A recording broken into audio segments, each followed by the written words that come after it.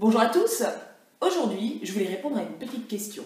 Comment bien vivre sa spiritualité quand on est entouré de cartésiens?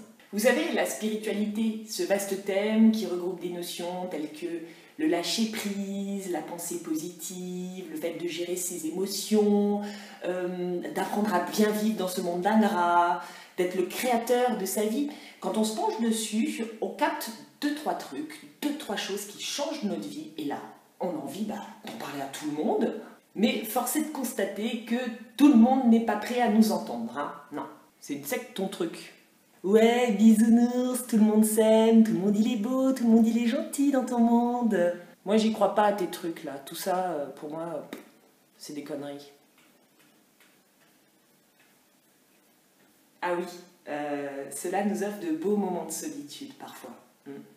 Ben oui, on sort du moule, le moule du matérialisme, de la superficialité, ce moule qui nous entretient tels des victimes de la société. Quand toi tu parles de chakra, tes amis parlent du divorce de Johnny Depp et Vanessa Paradis. Et en plus, c'est toi qui passes pour une débile. C'est pas forcément simple à gérer. Je vois par exemple moi, ma grand-mère, quand elle me demande ce que je fais et que je tente de lui expliquer, elle me demande « Et sinon, c'est quoi ton vrai métier ?» Alors j'ai voulu faire cette petite vidéo car non, vous n'êtes pas seul dans cette situation. Bienvenue chez les ovnis. Alors, je voulais vous partager mon expérience. Je me rappelle que moi, il y a quelques années, quand j'ai commencé à rentrer dans la spiritualité, à m'intéresser à toutes ces notions qui nous permettent de mieux vivre, j'ai eu envie d'en parler autour de moi parce que je me disais « Hey les gars, j'ai trouvé une recette. J'ai trouvé une recette qui nous permet finalement de bien vivre dans ce monde de merde. » Et puis malheureusement, la plupart du temps, je me confrontais à des murs. Je me sentais du coup à côté de la plaque, remise en question, je me sentais jugée, c'était hyper désagréable. J'essayais quelque part de convaincre les gens autour de moi et ça marchait pas. Je me sentais hyper frustrée, du genre comment vais-je pouvoir vivre sur cette terre en me sentant si différente? Mon ego jouait les dramaturges, je vais finir seule, sans amis, sans famille et aucun mec ne voudra de moi. Ah oui, parce que les mecs, parlons-en 2 secondes. Alors, je sais que sur la page, il y a des hommes qui me suivent, des hommes qui sont branchés spiritualité, et d'ailleurs, je vous en remercie, je vous aime. Restez parmi nous, mais c'est vraiment pas le cas de tous les mecs. C'est-à-dire que la spiritualité, c'est souvent un sujet qui intéresse plus les femmes que les hommes. Et là, ça crée un petit problème. Genre, quand tu es avec ton mec, quand tu lui parles, il comprend rien. Puis alors en plus, ça l'intéresse même pas. Hein. Et en plus, il pense que c'est des conneries. Ah ben là, ça risque de devenir compliqué dans le couple, hein. Soyons honnêtes. D'ailleurs, pour être honnête avec vous, parce que vous savez que je ne vous cache rien sur le sujet de la spiritualité, à l'heure actuelle, je ne fréquente que des mecs qui sont branchés. Parce que les autres, ils me dépriment. Enfin, branchés un minimum au moins, faut qu'il y ait une ouverture d'esprit. Sinon, c'est pas possible. Oui, quand on s'intéresse à la spiritualité, quand on met en application ces grands principes, on change. C'est inéluctable.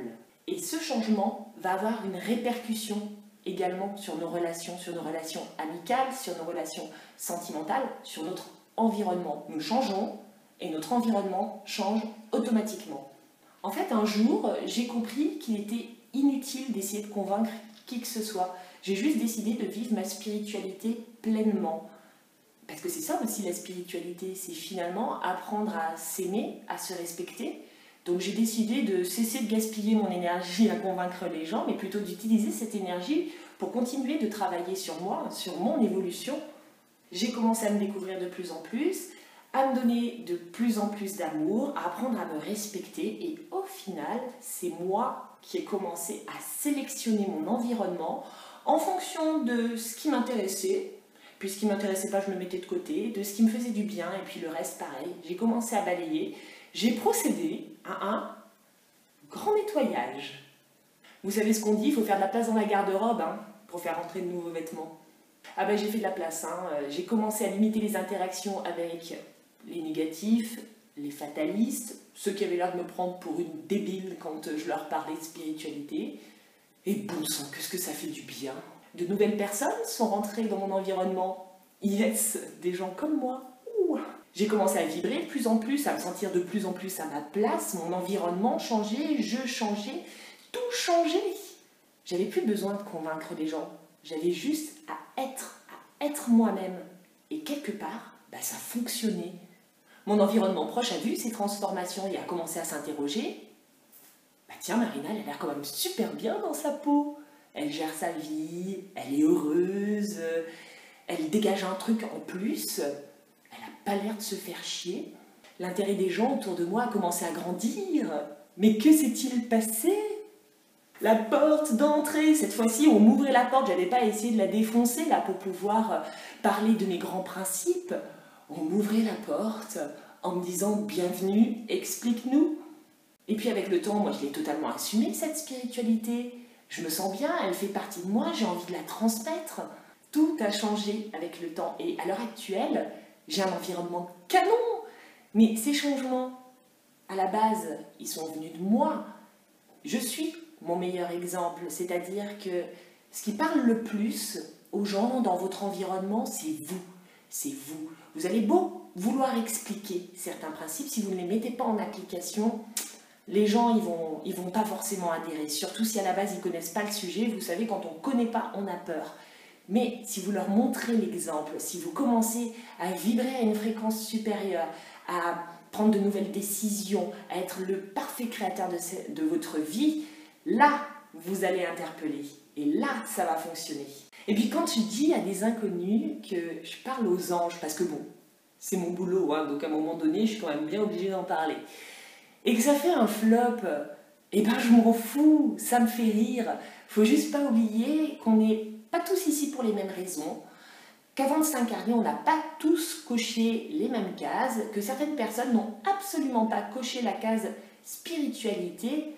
C'est pas grave, restons ouverts. Le meilleur conseil que je puisse vous donner aujourd'hui, c'est restez vous-même. Si la spiritualité vous parle, allez-y, foncez, travaillez, vous allez changer, vous allez évoluer, vous allez être de plus en plus heureux et en congruence avec vos attentes de la vie, et c'est ça qui compte. Le travail sur l'environnement, il va se faire tout seul. Restez centré, vous êtes votre priorité, mes petits loups. Moi, je vous aime et je vous comprends, donc je vous envoie plein de bisous. Je vous dis à très bientôt et passez une bonne journée. Hein. Ciao, ciao!